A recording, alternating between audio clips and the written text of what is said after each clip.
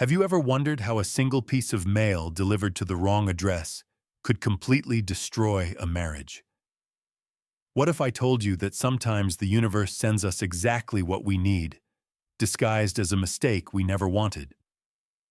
Today's story is about Sarah and David Mitchell, a struggling young couple whose world turned upside down when they opened a letter that wasn't meant for them and discovered a secret that had been hidden for 5 years. If you enjoy stories like this, feel free to subscribe. It really helps the channel grow.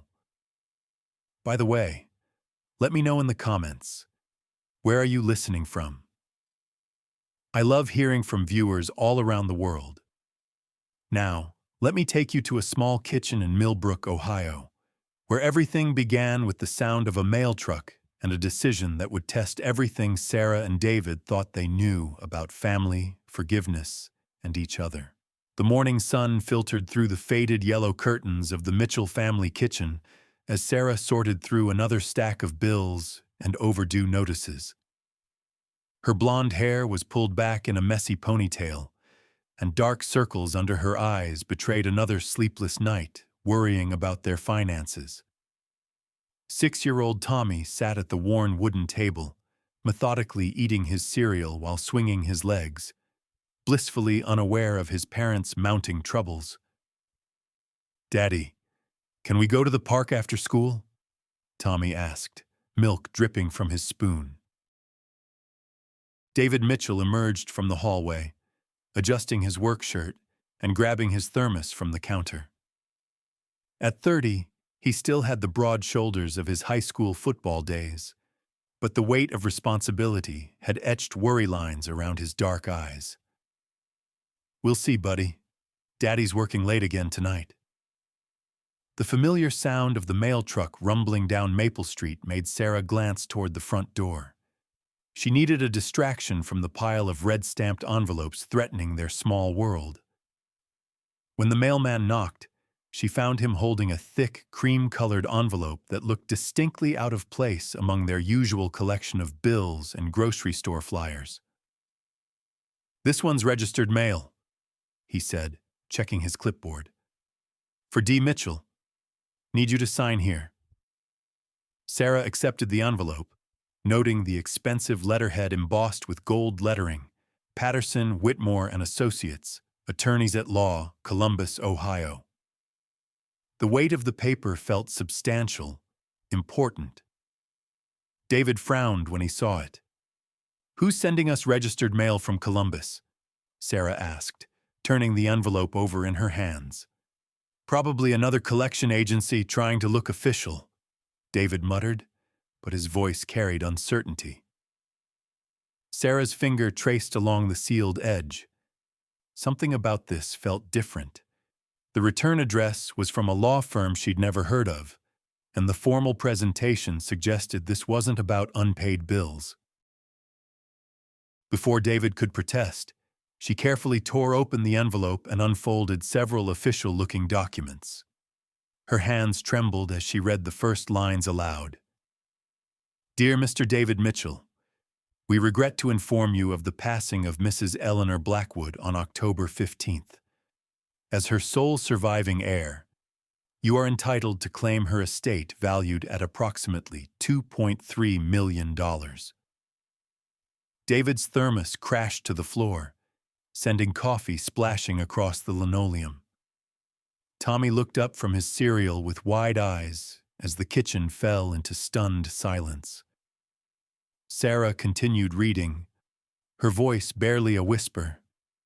"However, you must claim this inheritance within 48 hours of receiving this notice, and you must attend the reading of the will in person at our Columbus office." "Eleanor Blackwood," David said slowly, as if the name tasted bitter. "That's my mother's married name." Sarah stared at her husband. In 5 years of marriage, David had mentioned his mother exactly 3 times, each reference ending with him changing the subject or leaving the room. She knew there had been some kind of falling out, but David had always refused to discuss details. "Your mother is dead?" Sarah asked gently. David sank into a chair, his face pale. We haven't spoken in 5 years. Not since. He glanced at Tommy, then back at Sarah. Not since our wedding. The weight of this revelation settled over Sarah like a heavy blanket. She'd always wondered why David's family wasn't at their small courthouse ceremony, why there were no grandparents in Tommy's life on his father's side, why David tensed whenever she suggested reaching out to his relatives during the holidays. $2.3 million, she whispered, looking at the legal documents spread across their table next to unpaid medical bills from Tommy's appendectomy last month. David stood abruptly and grabbed the papers from her hands. With deliberate movements, he began tearing them into strips. She can keep her money, even in death. We don't need anything from her. David, wait! Sarah lunged forward, but it was too late. The official inheritance notice lay in shreds on the kitchen floor. But Sarah had read enough before David destroyed the documents. She quietly began gathering the pieces, smoothing them out on the table while David stormed toward the front door. Her nursing training had taught her to pay attention to details, and one detail stuck in her mind. The 48-hour deadline had started yesterday, which meant they had less than 24 hours to make a decision that could change their lives forever. At the Millbrook manufacturing plant, David sat in the break room with his lunch untouched, staring at his hands. His co-worker Jake Martinez slid into the opposite chair, noting David's distracted expression. You look like someone ran over your dog, man. What's going on? David told him about the inheritance letter, about his mother's death, about the fortune he'd just literally torn to pieces. Jake listened without interruption, his weathered face growing more incredulous with each detail. Let me get this straight, Jake said when David finished. Your rich mother dies, leaves you over $2 million, and you destroy the paperwork. Are you completely insane? You don't understand the history, Jake. When I married Sarah, my mother said she was beneath our family. She called Sarah a gold digger who trapped me into marriage. She said if I went through with the wedding, I was no son of hers.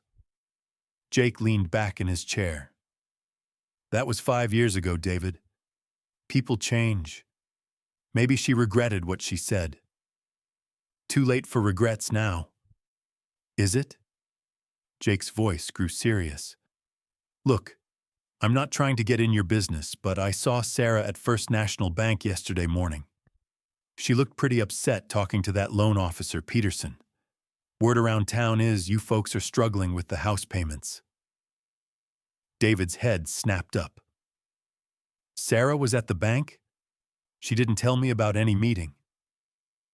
Maybe she's trying to protect you from more bad news, Jake suggested. But David, if there's a chance to solve your family's problems, don't you owe it to Sarah and Tommy to at least consider it? The afternoon whistle blew, signaling the end of lunch break. David walked back to his station with Jake's words echoing in his mind. He thought about the stack of bills Sarah tried to hide, about Tommy's upcoming school expenses, about the worry lines that seemed to deepen around his wife's eyes each month. But every time he considered claiming the inheritance, he remembered his mother's cold voice on the phone 5 years ago. You're choosing that girl over your family, David. Don't expect me to pretend she's welcome in this house. Meanwhile, across town at the Millbrook Diner, Sarah sat in a corner booth with a cup of coffee she hadn't touched.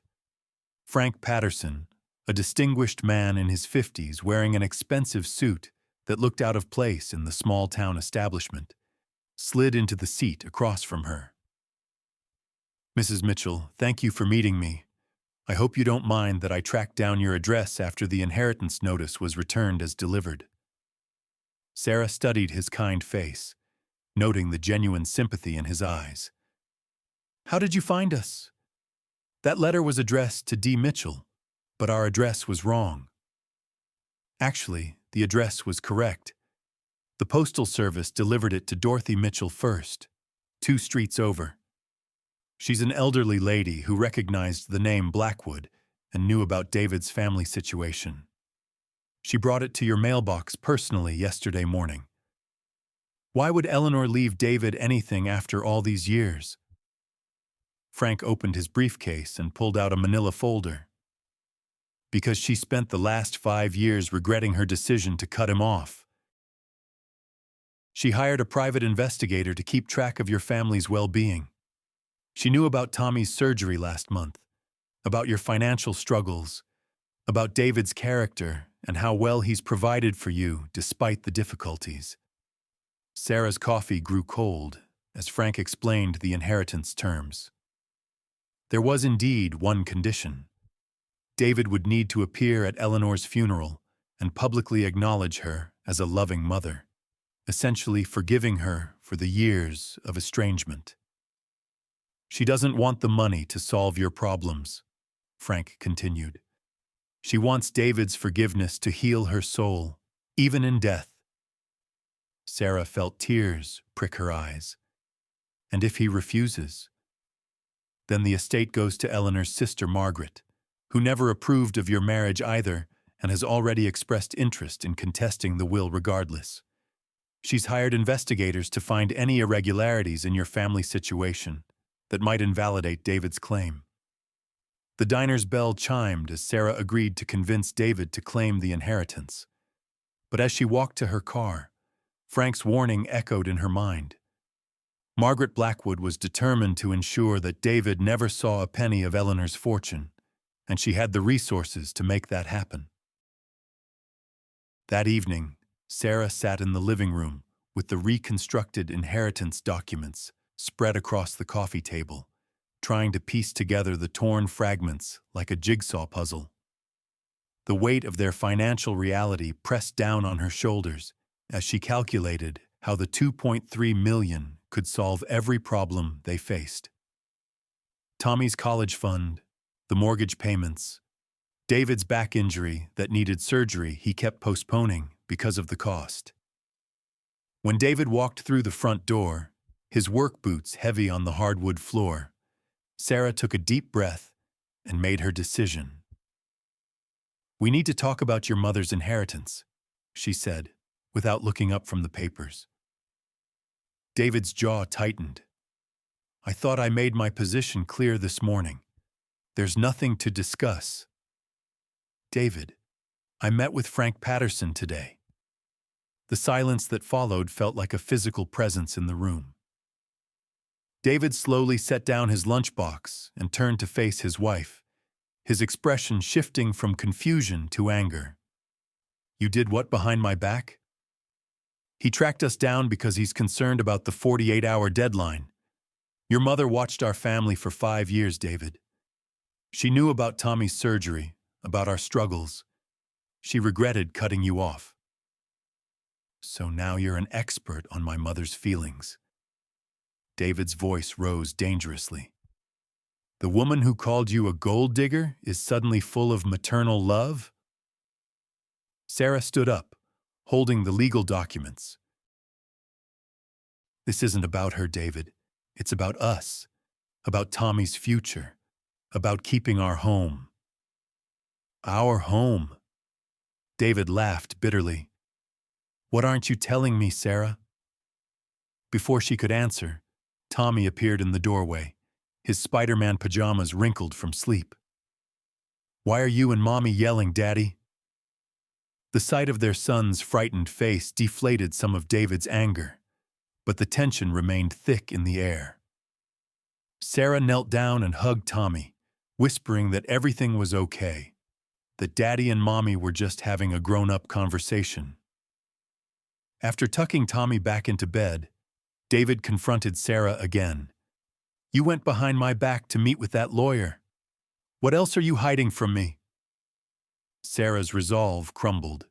She pulled the foreclosure notice from beneath a stack of magazines and handed it to her husband. David's face went white as he read the official document stating they had 3 weeks to bring their mortgage current or face eviction proceedings. "Why didn't you tell me it had gotten this bad?" he whispered. "Because I knew you'd do something desperate, like take that extra shift that would aggravate your back injury. Because I knew you'd blame yourself when none of this is your fault." David crumpled the foreclosure notice in his fist. "And you think taking money from the woman who destroyed our wedding day is the solution?" "I think swallowing your pride for one day might save our family," Sarah shot back. The argument escalated until David grabbed his jacket and stormed out, leaving Sarah alone with the inheritance papers and the foreclosure notice, both representing impossible choices that could tear their marriage apart. The next morning at Millbrook General Store, Sarah tried to focus on her grocery list while ignoring the whispered conversations that seemed to follow her down every aisle. She'd lived in this small town long enough to recognize the signs of fresh gossip spreading through the community like wildfire. Mrs. Henderson, the store owner, rang up Sarah's modest purchases with unusual efficiency, avoiding eye contact. It wasn't until Sarah reached the parking lot that she understood why. "Excuse me, but aren't you Sarah Mitchell?" asked a woman she didn't recognize, probably from the next town over. "Yes, why?" "I heard about your husband's inheritance situation. $2 million is a lot of money to walk away from. Some folks are saying you married him for his family connections." Sarah felt heat rise in her cheeks. "That's not true. David's mother disowned him when we got married." "Well, that's convenient timing then, isn't it? Her dying right when you need the money most." Sarah hurried to her car, but the damage was done. As she drove home, she noticed neighbors she'd known for years looking at her differently, whispering behind their hands. At the traffic light, she overheard 2 women talking through their open car windows. "I always wondered how a factory worker's wife could afford those name-brand clothes for her boy," one said. "Maybe she knew about the rich mother-in-law all along," the other replied. "Some women are very patient when it comes to money." Sarah's hands gripped the steering wheel until her knuckles went white. These people had watched her work double shifts as a nurse before Tommy was born, had seen her sacrifice her career to care for their son, had witnessed her devotion to David through every hardship. Now they were rewriting history to fit their gossip-hungry narrative. When she got home, Sarah found a message on their answering machine from David's supervisor, asking if the inheritance situation would affect his work schedule. Somehow the news had reached David's workplace too. She realized that in a town of 3,000 people, there were no secrets, and everyone had an opinion about choices that weren't theirs to make. Against David's explicit wishes, and despite her growing anxiety about the community gossip, Sarah drove to Columbus with Tommy to meet Frank Patterson at Eleanor's mansion. The 2-hour drive gave her time to think about the impossible situation her family faced. Take the money and confirm everyone's worst suspicions about her motives, or refuse it and lose their home. Eleanor's estate sat on 5 acres of manicured grounds, a sprawling Victorian mansion that spoke of generations of wealth. As Frank led them through the ornate hallways, Sarah felt increasingly out of place. This was the world David had rejected when he chose to marry her, and she was beginning to understand the magnitude of that decision. "Your mother-in-law was a complex woman," Frank explained as they walked. "Proud, stubborn, but not heartless. She made a terrible mistake with David, and she knew it." They stopped outside a closed door at the end of a long corridor. Frank hesitated before opening it, as if preparing Sarah for something significant. "She called this room her memory gallery," he said, turning the handle. Sarah gasped as she stepped inside. The walls were covered with photographs. David as a child, their wedding photo that Eleanor must have obtained somehow, pictures of Tommy at various ages, even candid shots of their family at the park that someone had taken without their knowledge. A bulletin board held newspaper clippings about David's promotion at the factory, Tommy's honor roll achievements, and even a small article about Sarah's volunteer work at the church food bank. She had a private investigator document your lives, Frank admitted. Not to spy maliciously, but because she missed her son and wanted to know her grandson. Tommy wandered around the room, pointing excitedly at pictures of himself. "Look, Mommy! The lady has pictures of me playing baseball." Sarah picked up a framed photo from Eleanor's desk. David holding newborn Tommy in the hospital, both of them looking exhausted but happy. She remembered that day clearly, how she'd wished David's mother could see her beautiful grandchild, how they'd both felt the absence of family during one of life's most precious moments. "She loved you from afar," Frank said quietly. "She even anonymously paid some of Tommy's medical bills after his surgery. Check your insurance records carefully." Sarah sank into Eleanor's chair, overwhelmed by the realization that David's mother had been watching over them with the devotion of a grandmother, even while maintaining the pride of a woman who couldn't admit her mistakes. Frank handed her a sealed envelope with "For Sarah" written in elegant script. "She wanted you to have this, regardless of David's decision about the inheritance." Sarah's hands trembled as she opened the letter and read Eleanor's words. "Dear Sarah, I was wrong about you from the beginning. You didn't trap my son into marriage. You saved him from becoming as bitter and alone as I became. You gave him the family I failed to provide, and you gave me a grandson I was too proud to acknowledge. The money means nothing if it can't buy David's forgiveness, but perhaps it can give Tommy the opportunities my pride denied his father. Please help David understand that some mistakes can only be forgiven, never undone." Tears blurred Sarah's vision as she realized that Eleanor's final act wasn't about wealth or obligation. It was about a mother's desperate attempt to heal a relationship that pride had destroyed. But before she could fully process the emotional weight of the letter, the sound of expensive heels clicked across the marble foyer, and Frank's expression darkened with concern. "That's Margaret Blackwood," he whispered urgently. "She wasn't supposed to be here today." Margaret Blackwood swept into Eleanor's study like a storm cloud, her silver hair perfectly styled and her designer suit impeccable despite her 70 years. Behind her walked a thin man in an expensive suit carrying a leather briefcase, and a younger woman with sharp eyes who had private investigator written all over her demeanor. "Well, well," Margaret said, her voice dripping with disdain as she surveyed Sarah and Tommy in Eleanor's private sanctuary. "The gold digger and her spawn, come to claim their prize." Frank stepped protectively between Margaret and Sarah. "Mrs. Blackwood, you have no legal right to be here. The estate belongs to David Mitchell until the deadline expires." Margaret laughed coldly. "Actually, Frank, I have every right. My investigator has uncovered some very interesting information about this so-called marriage." She nodded to the sharp-eyed woman, who opened a manila folder thick with documents and photographs. "Mrs. Mitchell," the investigator began, "2 years ago, you and your husband separated for 6 weeks. During that time, you filed paperwork to establish temporary residence at your sister's address in Cleveland.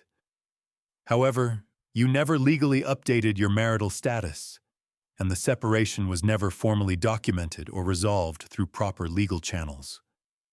Sarah's heart sank. She remembered that difficult period when David's back injury had made him impossible to live with, when his pain medication had changed his personality, when they'd both needed space to save their marriage. But they'd worked through it, grown stronger, never imagining that their private struggle could be weaponized against them. This creates a legal gray area regarding the validity of their marriage at the time of Eleanor's death, Margaret's lawyer explained. Combined with evidence of financial desperation and the convenient timing of this inheritance claim, we believe there are sufficient grounds to contest David's eligibility. Margaret moved closer to Sarah, her perfume expensive and suffocating. Here's what's going to happen, dear. You're going to convince that stubborn husband of yours to reject this inheritance publicly. In exchange, I'll ensure these embarrassing details about your marriage problems never become public knowledge in your little town. Tommy tugged at Sarah's sleeve, confused by the tension in the room. Mommy, why is the mean lady yelling? Because sometimes grown-ups forget how to be kind, Sarah said, lifting Tommy into her arms while maintaining eye contact with Margaret. You have 2 hours until the deadline expires? Margaret continued. Use them wisely.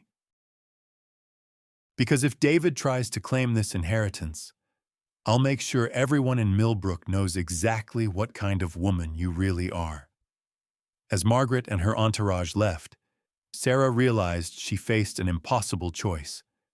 Convince David to claim the inheritance and risk public humiliation that could destroy their standing in the community, or let the deadline pass and watch their family lose everything anyway. Frank checked his watch nervously as Sarah tried desperately to call David, but his phone went straight to voicemail. With 90 minutes left until the inheritance deadline expired, Sarah raced down the highway toward Millbrook with Tommy sleeping in the back seat. Her hands shook as she speed-dialed David's number again and again, each call going unanswered. She tried the factory, but his shift had ended hours ago. She called their home phone, but got their own answering machine. Finally, she reached Jake Martinez, David's co-worker. Sarah? Yeah, I know where David is. He's at Miller's Creek, that spot where you two used to go when things got rough. But Sarah, he asked me to give you a message if you called. What message? He said to tell you he's gone to make things right, whatever that means. He took off about an hour ago in his truck, headed toward Columbus. Sarah's blood ran cold. Miller's Creek was their special place, where they'd had their first date, where David had proposed, where they'd gone to talk through their problems during the separation 2 years ago. If David wasn't there, and he was headed toward Columbus, there was only one place he could be going. She pressed harder on the accelerator, praying she wasn't too late.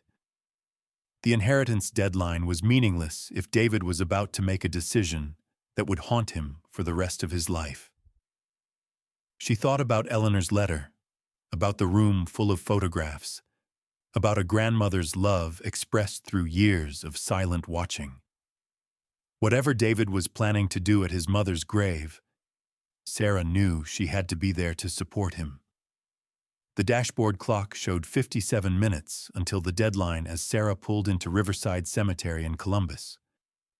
Tommy stirred in the back seat as she parked near the entrance but remained asleep. In the distance, she could see David's pickup truck and 2 figures standing beside a fresh grave covered with elaborate flower arrangements.